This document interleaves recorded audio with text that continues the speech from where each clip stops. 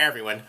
Herman Cain, the GOP presidential candidate, won in a field of a number of people, including Mitt Romney and Rick Perry, is becoming the GOP presidential choice flavor of the month because all of a sudden, dissatisfied with the other choices, and starting with the Florida straw poll where he won, Herman Cain is starting to take on a luster lacking in previous months.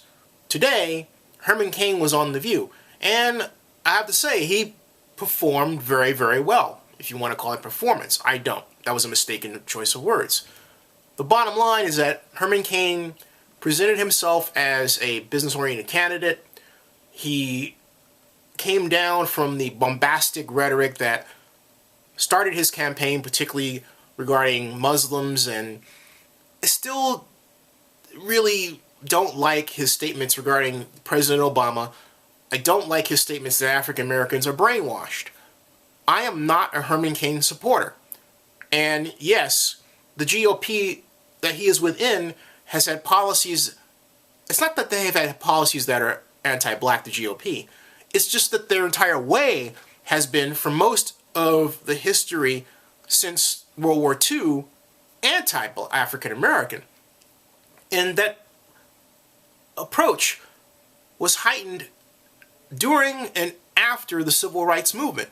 So, are you supposed to turn around and support a party just because you have one guy in it that says, hey, come to us, as opposed to a Democratic Party that historically has not had that problem, and within which made it A-okay to elevate a qualified candidate who happened to be black, who is now our president?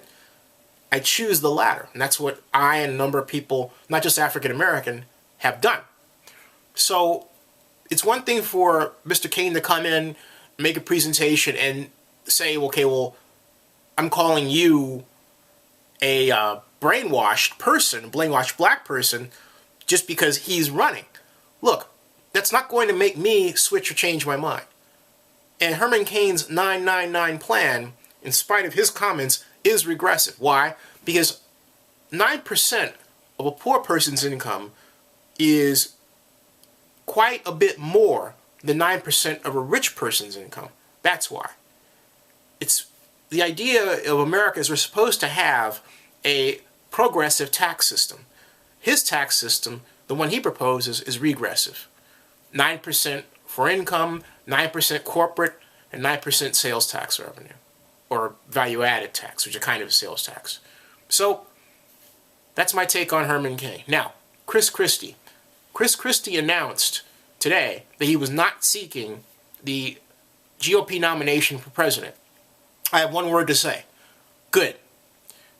Governor Christy, the great governor of New Jersey, is not ready to be president of the United States. He knows it.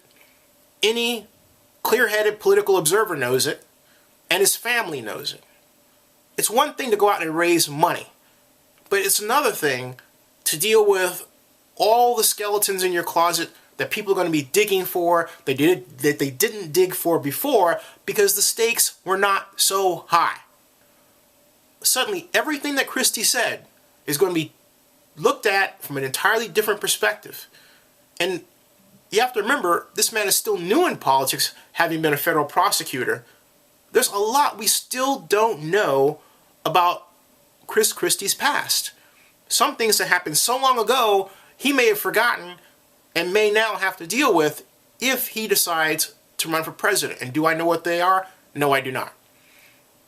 Will Governor Christy be ready in 4 years? Let's see how he does. Stay tuned.